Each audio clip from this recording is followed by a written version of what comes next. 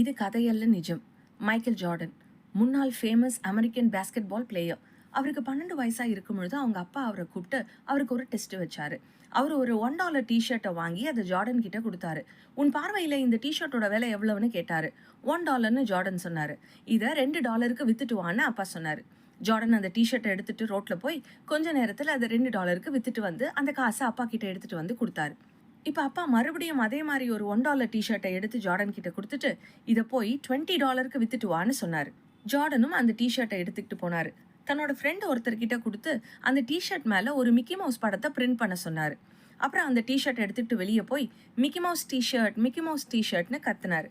ஒரு சில மணி நேரங்களில் அந்த டிஷர்ட்டை $20க்கு வித்துட்டாரு. அந்த காசை எடுத்துட்டு போய் தன்னோட அப்பா கிட்ட கொடுத்தாரு. இப்போ மறுபடியும் அப்பா அதே மாதிரி ஒரு $1 டிஷர்ட்டை எடுத்து கொடுத்து நீ இப்போ இதை போய் $200க்கு வித்துட்டு வான்னு சொன்னாரு. இப்போ ஜார்டனுக்கு ஒன்றுமே புரியல. எப்படி இந்த $1 டிஷர்ட்டை $200க்கு விற்கிறதுன்னு யோசிச்சாரு. அந்த ஏரியாவில் அன்னைக்கு ஒரு மூவி ஷூட்டிங் நடந்துகிட்டு இருந்தது. அங்கே the famous Hollywood actress Farrah Fawcett வந்திருந்தாங்க. ஜனங்கள்லாம் அந்த ஷூட்டிங்கை பார்க்க அலமோதி நின்றுகிட்டு இருந்தாங்க.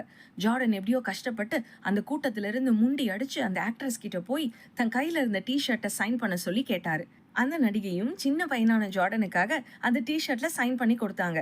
கொஞ்ச நேரம் கழிச்சு ஜார்டன் அந்த டிஷர்ட் எடுத்துக்கிட்டு ஒரு பிஸியான ரோட்ல வந்து நின்று பாருங்க இந்த உலகத்திலேயே மிகவும் அழகான பெண்மணியான நடிகை ஃபரா ஃபாசெட் சைன் பண்ண டிஷர்ட் இது யாருக்கு வேணும்னு சத்தம் போட்டு சொன்னாராம்.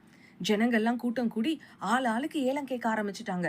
கொஞ்ச நேரத்தில் அந்த டிஷர்ட் $2000க்கு வித்து போச்சு. ஜார்டன் அதை தன் அப்பா கிட்ட கொண்டு போய் கொடுத்தாராம். அப்பா தன் மகனோட புத்திசாலித்தனத்தை நினைச்சு ரொம்ப சந்தோஷப்பட்டார். அந்த டிஷர்ட்டோட விலைய அந்த டிஷர்ட் நிர்ணயிக்கல, ஆனா அதுக்கு மேல போடப்பட்ட முத்திரை, தட் இஸ் ஒரு மிக்கி மவுஸ் படம், ஒரு நடிகையின் சைன், இதெல்லாம் தான் நிர்ணயிச்சது. ஜஸ்ட் $1 டிஷர்ட்டோட விலை அது மேல இருந்த அந்த முத்திரையால கிட்டத்தட்ட 2000 மடங்கு உயர்ந்துச்சு. இந்த டிஷர்ட் போல தான் நம்ம வாழ்க்கையும். உங்க வாழ்க்கையோட மதிப்பை நீங்களோ இல்ல மற்றவங்களோ நிர்ணயிக்க முடியாது. உங்க வாழ்க்கை மேல இருக்கிற அந்த முத்திரை தான் நிர்ணயிக்கணும். எந்த முத்திரை? பவுல் கொரிந்தியருக்கு எழுதும் போது சொல்றாரு, தேவன் நம்மை முத்திரித்திருக்கிறார்னு. எபேசியர்ல வாசிக்கிறோம், பரிசுத்த ஆவியால் நாம் முத்திரை போடப்பட்டு இருக்கிறோம்னு. ஒரு நடிகையின் கையெழுத்தை ஒரு டிஷர்ட்டோட விலையை உயர்த்தும்னா அந்த சர்வ வல்லமையுள்ள தேவாதி தேவன் உங்க மேல போட்ட அந்த முத்திரை உங்க வாழ்க்கையின் தரத்தை, உங்களோட மதிப்பை எவ்வளவு விலை மதிப்புள்ளதா மாற்றி இருக்கும். இனி யாராவது உங்களை ஏளனமாவோ இல்ல மதிப்பு குறைவாவோ பார்த்தாங்கன்னா அவங்க கிட்ட தைரியமா சொல்லுங்க, நான் என் தேவனால் முத்திரிக்கப்பட்டவன்னு. ஆமென்.